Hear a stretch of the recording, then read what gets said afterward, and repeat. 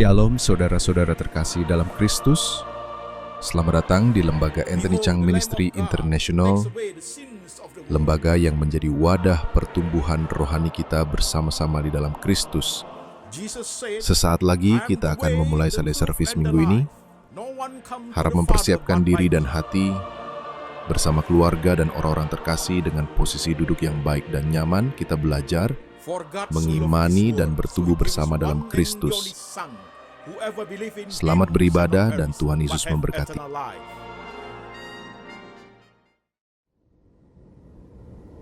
Shalom jemaat sekalian, saya Pendeta Anthony Chang. Senang hati bisa bertemu dengan jemaat sekalian, baik yang ada di Indonesia maupun di luar negeri, dalam ibadah lewat Lembaga Anthony Chang Ministry International.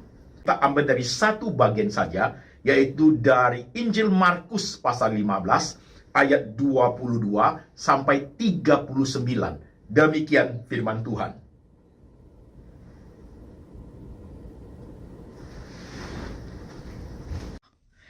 Mereka membawa Yesus ke tempat yang bernama Golgota, yang berarti tempat tengkorak. Lalu mereka memberi anggur bercampur mur kepadanya, tetapi ia menolaknya. Kemudian mereka menyelipkan dia, lalu mereka membagikan pakaiannya dengan membuang undi atasnya untuk menentukan bagian-bagian masing-masing. Hari jam 9 ketika ia disalibkan, dan alasan mengapa ia dihukum disebut pada tulisan yang terpasang di situ, Raja Orang Yahudi. Bersama dengan dia disalibkan dua orang penyamun, seorang di sebelah kanannya dan seorang di sebelah kirinya. Demikian genaplah nas Alkitab yang berbunyi, ia akan terhitung di antara orang durhaka.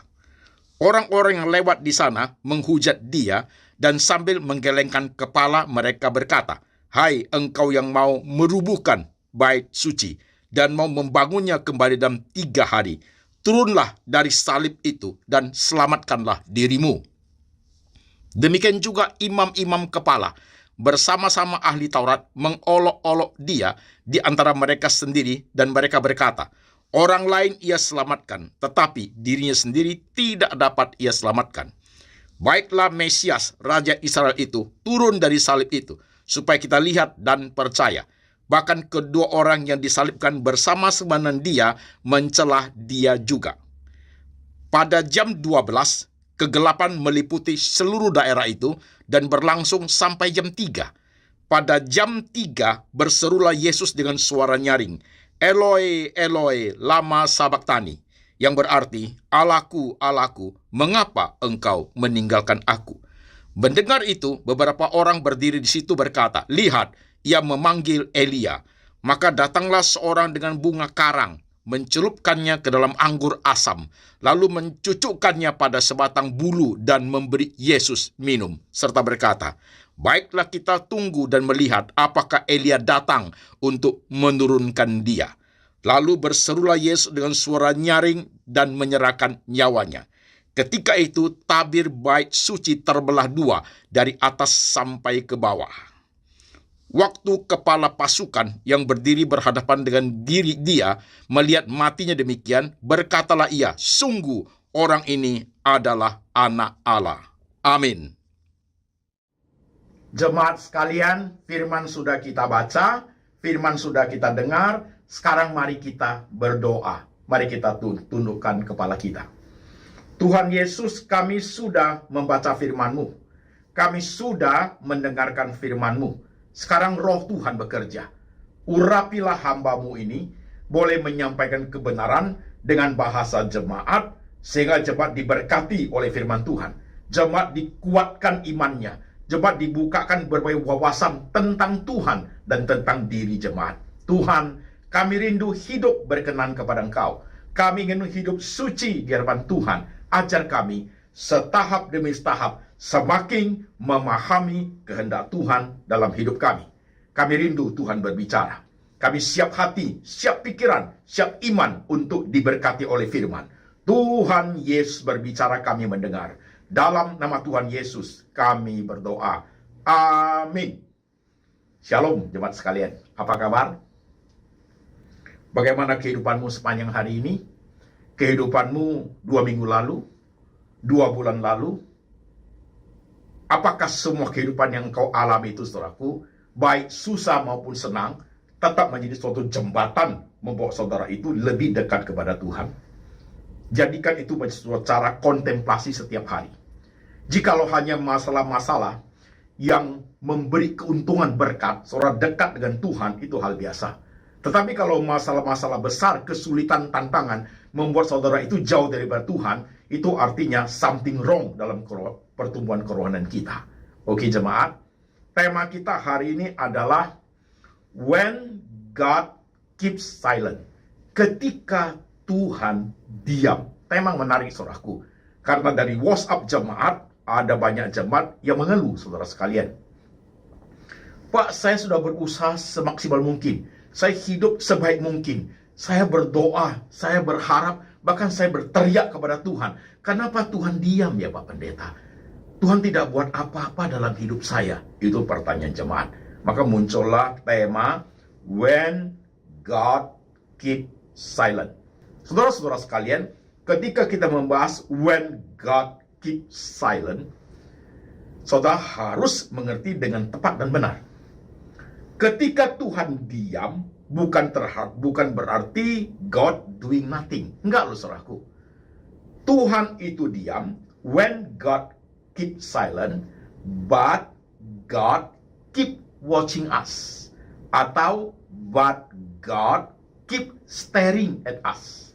Ketika Tuhan diam itu juga adalah Tuhan juga sedang menatap kita. Ini penting jemaat sekalian. Ilustrasinya sederhana. Seperti orang punya satu kantor, biasanya di kaca paling depan itu, mereka taruh sejenis plastik yang orang dari luar tidak bisa lihat ke dalam. Tetapi orang dalam itu bisa melihat dengan jelas siapa-siapa di luar. Bisa menatap dengan jelas apa yang terjadi di luar. Kira-kira ilustrasinya seperti itu. Kita tidak melihat Tuhan, saudaraku. Tapi Tuhan itu keep staring at us. Dia menatap kita. Dia diam. Tuhan itu diam. Tapi dia menatap kita. Camkan poin ini. Perhatikan tema ini. When God keep silent, but God keep watching us. Ngerti saudaraku? Supaya kita punya kepekaan rohani itu muncul. Karena setiap kali saudara ikuti program daripada Lembaga Anthony Chang Ministry International, dalam semua khotbah yang ada adalah suatu pertemuan rohani dengan lebih memahami Tuhan dan memahami diri. Kemudian lebih memahami diri dan juga memahami Tuhan. Dari situ konteks munculnya, saudaraku, khotbah-khotbah yang dikhotbahkan. Oke, jemaat sekalian, when God keep silent and God keep watching us. Sekarang ketika kita bicara mengenai when God keep silent, langsung saya bagi menjadi 3 kotak pembahasan. Langsung 3 kotak. Saudaraku, pembahasan ini kita mengambil 2 tokoh di Alkitab. Yaitu satu tokoh Tuhan Yesus, tokoh yang kedua adalah Ayub. Saudara perhatikan, 2 tokoh ya, jemaat sekalian. Nah, sekarang kita perhatikan dulu. Perhatikan tokoh Tuhan Yesus. Ayat-ayat yang kita baca tadi itu, yang di Markus 15, saudaraku, Yesus dipaku di atas kayu salib. Mulai jam 9 pagi sampai jam 3 sore. Yesus disalibkan itu selama 6 jam, jemaat sekalian.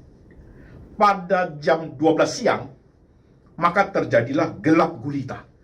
Gelap gulita itu sampai jam 3 sore. Selama 3 jam gelap gulita, saudaraku. Dan setelah sampai 3 jam itu, Yesus berseru, Eloi, Eloi, lama sabachthani. Artinya, Allahku, Allahku, mengapa engkau meninggalkan aku? Saudara sekalian, God keep silent terjadi pada saat itu. Ketika Yesus berteriak, Allahku, Allahku, mengapa engkau meninggalkan aku? Tuhan diam. Tuhan do nothing, saudaraku. Perlu pahami itu.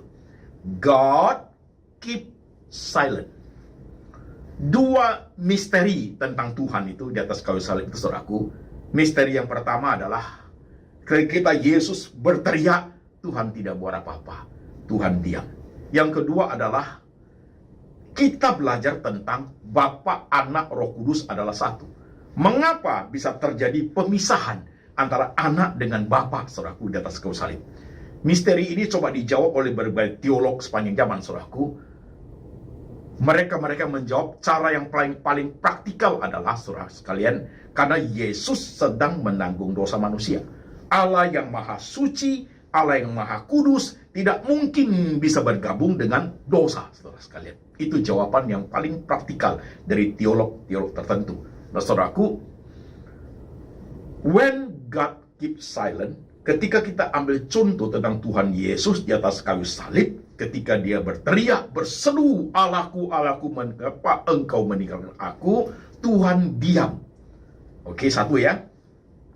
Yang kedua, saudara sekalian, Ayub, kita perhatikan Ayub. Ayub, kita pelajari rekam jejak Ayub. Ayub seorang yang saleh, punya istri 1, anak 10, kaya raya, takut akan Tuhan. Setiap kali anak-anaknya buat pesta, besoknya dia sudah buat pengampunan dosa untuk anak-anaknya. Karena dia takut anaknya salah ngomong, salah berbuat, supaya anaknya itu tidak dihukum oleh Tuhan. Karena Ayub seorang yang saleh, yang cinta Tuhan, mendapat berkat yang besar, maka iblis mengajukan proposal. Ayub saleh karena diberkati. Coba kalau Ayub dibuka semua, diambil semua berkatnya, ia akan pasti menyangkal engkau, kata iblis. Tuhan setuju. Maka Ayub dibuat sampai habis semua apa yang dimiliki. Harta habis semua, rumah habis semua, anak 10 mati semua, saudaraku. Tinggal sisa 1 istri Ayub dengan badan yang penuh dengan borok. Itu Ayub, saudara sekalian. Nah, ketika kita pelajari Ayub, saudaraku, saudara teliti membaca kitab Ayub itu, mulai pasal 1 sampai pasal 37, God keep silent. Tuhan diam loh, saudaraku. Pasal 38 baru Tuhan berbicara kepada Ayub. Saudara bisa bayangkan, dalam penderitaan Ayub sampai sudah tidak punya apa-apa, udah sulit sekali, saudaraku, berseru, berteriak, penuh dengan borok, penuh dengan nanah. Istrinya pun tidak mendukung dia. Istrinya berkata di Ayub pasal 2 itu, masih sembahyang kamu, masih memuji Allahmu, Allahmu tidak tolong, kamu masih memuji-muji dia, kutuki aja Allahmu, dan kamu mati aja. Istrinya ngomong begitu, saudaraku. Dalam situasi yang sangat sulit, Ayub berseru-seru, saudara sekalian. God keep silent. Oke? Udah, Yesus sudah, Ayub sudah. Sekarang saya direct to the point pembahasan ini. Ketika kita berbicara God keep silent, kita bagi menjadi 3 kotak. Jemaat perhatikan, 3 kotak. Kotak pertama, ketika Tuhan keep silent, Tuhan diam, saudara sekalian. Itu terjadi adalah ketika Tuhan Yesus itu sedang menjalankan perintah Allah untuk mati di atas kayu salib, menebus orang berdosa. Jadi Tuhan diam juga punya pengertian orang tertentu, Yesus dan orang percaya itu sedang menjalankan perintah Tuhan. Meaningnya bisa seperti itu, saudaraku.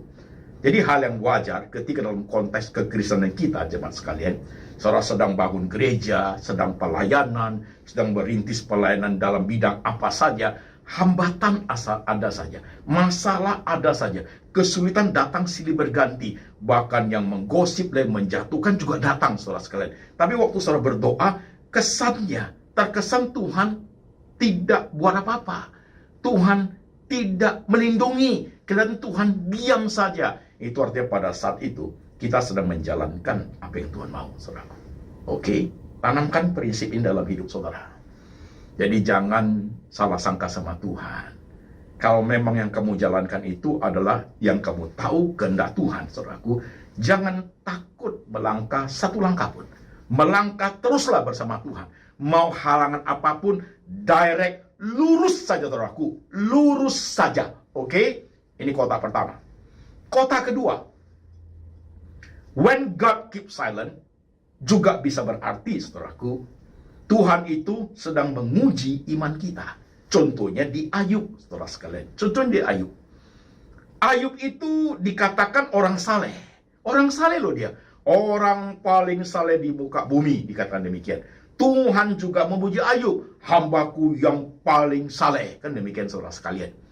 Ayub saleh, tapi mengalami ujian. Ujian atas izin Tuhan karena setan ingin menjatuhkan Ayub. Saudara-saudara sekalian, dalam konteks Ayub, ia tidak berbuat dosa ya. Saleh hidupnya kan saudaraku, tetapi sedang diuji oleh Tuhan. Dalam kesulitan tantangan dihadapi. Maka saya mengatakan tadi itu, ketika Tuhan diam, juga berarti Tuhan sedang menatap kita. Staring at us. Tuhan sedang menatap Ayub loh, pada saat pasal 1-37. Dalam keluh kesahnya, penderitaannya, penuh nanah, datang orang-orang 7 teman, yang ada teman-teman yang mengolok-olok dia. Datang istri juga yang meruntuhkan, coba meruntuhkan imannya. Ini gak gampang di kota kedua, saudaraku. Kalau ini terjadi pada engkau dan saya, hidupmu benar, kerjamu benar, dagangmu benar, keluargamu benar, pelayananmu oke, kesucian hidupmu benar, saudara sekalian. Tapi yang kamu hadapi adalah berbagai tantangan, kesulitan, bisnis nggak maju-maju, Pak Pendeta. Hancur terus, ditipu orang terus. Saya hidupnya benar, Pak Pendeta. Semua anak-anak saya oke, isi saya oke, saya jalani dengan baik. Saya takut akan Tuhan, Pak. Saya takut bisnis yang tidak benar. Saya jalan bisnis dengan baik. Tapi masalah ada aja, Pak Pendeta. Kenapa seperti ini? Waktu saya berdoa, berseru, Tuhan itu diam. Sepertinya Tuhan tidak buat apa-apa. Sebenarnya Tuhan itu tidak menolong saya. Mengapa seperti ini, Pak Pendeta? Kalau engkau orangnya seperti saudaraku, dengarkan khotbah hari ini. Engkau sedang diuji imannya oleh Tuhan. Yes, seperti Ayub. Tetapi masalahnya, kesengsaraan, penderitaan, ujian diberikan kepada engkau dengan Ayub pasti berbeda. Pasti berbeda. Sesuai dengan kapasitas kemampuan masing-masing. Yang kamu hadapi, saudara sekalian, kamu tahu bagaimana beratnya. Mungkin kehilangan ini, kehilangan itu. Mungkin juga sudah dalam keadaan sama sekali tidak punya harta apa-apa, saudara sekalian. Juga sama sekali tidak dihargai orang. Perjuangan seperti mandek terus, seperti buntu terus jalannya, saudaraku. Bisa seperti itu. Itu artinya pada saat itu, imanmu sedang diuji oleh Tuhan. Berapa lama? I don't know. Saya tidak tahu, saudaraku. Ayub dari pasal 1-37. Lama itu, saudaraku. Kepada engkau, saya nggak tahu. Mungkin sebulan, 2 bulan. Mungkin 5 bulan, 6 bulan. Atau 1 tahun, atau 2 tahun. Atau 5 tahun. I don't know. Hanya Tuhan yang tahu. Yang saya ingin gariskan adalah, pada saat engkau sedang mengalami ujian seperti ini, dengan catatan, kamu tidak berbuat dosa. Hidupmu saleh. Cara hidupmu benar, saudaraku. Itu dengan catatan seperti itu, jalankan dengan teguh. Karena Tuhan, walaupun dia diam, dia sedang menatap engkau. Staring at you. Keep watching. Sedang menatap kita. Sedang menatap engkau yang sedang menjalani berbagai tantangan itu. Dia perhatikan itu, walaupun dia diam. Oke? Kotak ketiga, jemaat sekalian. When God keeps silent, kotak ketiga adalah berkaitan dengan dosa. Nah, ini penting jemaat sekalian, berkaitan dengan dosa. Kalau kita adalah orang yang setelah diberkati Tuhan, hidup kita itu penuh jalan yang miring, saudaraku. Dagang mulai tidak benar, cara menggunakan uang tidak benar, kesucian hidup tidak benar, bahkan rumah tangga juga tidak benar. Banyak hidup kita yang lika-likunya, kita terjerumus dalam dosa, saudara sekalian. Nah, kalau sudah seperti itu, cepat bertobat. Karena Tuhan sudah pasti diam, saudaraku. Biasanya, jemaat sekalian, dalam kotak ketiga ini, saudaraku, sebelum Tuhan diam, sudah banyak peringatan yang datang. Biasanya seperti itu. Lewat firman Tuhan, lewat istri, lewat suami, lewat pendeta, lewat khotbah. Sudah banyak peringatan-peringatan yang Tuhan kasih kepada kita, saudara sekalian. Supaya kita sadar dan cepat bertobat, saudaraku. Itu begitu caranya. Prosedurnya seperti itu. Ada warning dari Tuhan. Coba kembali kepada khotbah tema saya. Lacak di PSDR Anthony Chang Preacher, YouTube saya saudaraku, ketik peringatan Tuhan temanya. Nah, ikuti khotbah itu saudaraku. Jadi sudah berbagai peringatan yang Tuhan kasih kepada kita sampai pada momen tertentu, pada situasi tertentu, pada posisi tertentu. Setelah peringatan diberikan pada posisi tertentu, Tuhan menjadi diam. Nah itu bahaya jemaat sekalian, itu bahaya. Ini kotak ketiga ini. When God sudah keep silent, saudaraku, cepat bertobat, cepat evaluasi diri, jemaat sekalian. Karena Tuhan sudah diam. Kalau Tuhan sudah diam, sebentar hukuman tiba. Sebentar hukuman tiba, saudaraku. Pasti hukuman tiba. Maka kotak ketiga menjadi penting setiap kita cepat bertobat. Tidak ada manusia yang sempurna. Betul. Nobody is perfect. Oke. Tapi dosa adalah masalah yang serius di mata Tuhan. Oleh karena Yesus menanggung dosa sampai Allah meninggalkan dia. Allahku, Allahku, mengapa engkau meninggalkan aku? Karena menanggung dosa manusia, saudaraku. Dosa itu serius di mata Tuhan. Oke, jemaat. Oke. Nah, sekarang perhatikan pelan-pelan. Kontemplasi part 18 ini kayak apa, Pak Pendeta? Simak dengan baik. Lakukan kontemplasi yang 1 jam, yang setengah jam, baik yang di rumah pagi hari maupun malam hari, ataupun di kantor, kontemplasi yang 15 menit, kontemplasi yang 5 menit, kontemplasi yang 3 menit, saudaraku, baik di Starbucks lagi ngopi, ataupun di kantor, habis makan siang, di kantor saudara masih punya waktu kira-kira 12 menit, duduk sebentar, contemplate, jemaat sekalian. Dalam hatimu, Tuhan, saya sedang menjalankan panggilan-Mu, ternyata banyak tantangannya. Keep going. Terus saudaraku. Terus, saudaraku. Atau kontemplasimu yang di kotak kedua. Tuhan, aku hidup benar. Dagang benar. Sayang anak, sayang istri. Tapi masalah yang saya hadapi itu gak berhenti-berhenti, Tuhan. Ada aja problem yang saya hadapi, Tuhan. Masalah keuangan saya menjadi sangat menipis, Tuhan Yesus. Aku jujur, Tuhan, waktu engkau ngopi itu, saudaraku, aku takut akan Tuhan. Hidupku benar, Tuhan. Dia berkata dalam hati ya, gak usah ngomong, nanti orang pikir dia gila. Sambil ngopi, itu namanya kontemplasi. Aku hidup benar, Tuhan. Aku sayang keluarga, Tuhan. Aku dagang oke, Tuhan. Tapi selalu ada masalah, Tuhan Yesus. Kenapa engkau diam, Tuhan? Ajarku mengerti engkau sedang menguji aku. Beri aku kekuatan untuk melewatinya ya Tuhan. Itu contemplate. Atau saudara contemplate untuk kotak ketiga. Ini penting jemaat. Kotak ketiga ini bukan sekadar bertobat. Bukan sekadar sadar akan dosa. Bukan sekadar bertobat, saudaraku. Tapi benar-benar bertobat. Dan pertobatan itu adalah pertobatan sejati. Artinya saudaraku, tidak melakukan dosa lagi. Bukannya sekedar lip service, hanya hiasan bibir aja. Bukan, saudaraku. Jangan pernah lakukan itu. Kalau lakukan itu lagi, saudaraku, hukuman lebih berat akan tiba. Ini biasanya kotak ketiga itu. Begitu cintanya Tuhan kepada kita, Tuhan berikan kotak ketiga buat kita. Tuhan keep silent. Tuhan berikan kesempatan, saudaraku. Kesempatan adalah waktu untuk kita cepat-cepat bertobat. Masalahnya adalah manusia itu sering tidak mau. Menggunakan berbagai alasan. Orang lain juga begitu kok, Pak. Kenapa saya tidak boleh? Ya dikit-dikit dosanya lah, Pak. Nanti minta ngaku dosa lah. Udah selesai kok, Pak. Saudaraku, dosa serius di mata Tuhan.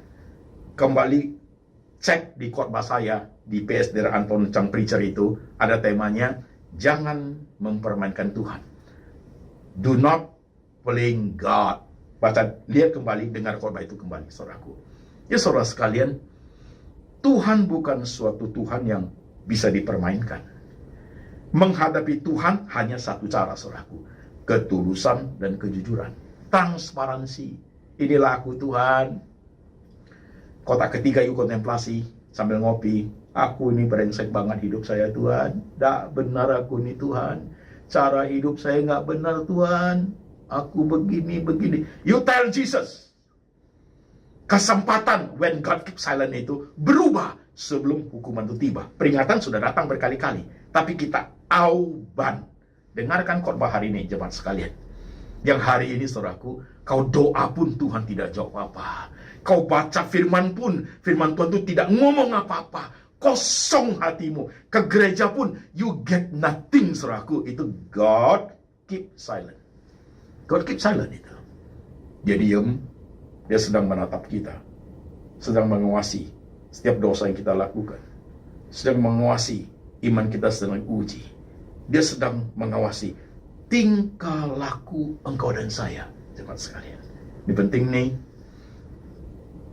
Jadi tema hari ini sederhana bukan? Hanya 3 kota when God keep silent. Ketika kau berjalan perintah Tuhan, Tuhan diam, go on. Ketika engkau hidup benar, saleh, kau menghadapi penderitaan, sedang diuji imanmu, go on. Ketika Tuhan diam, ternyata hidup kita berlumuran dosa.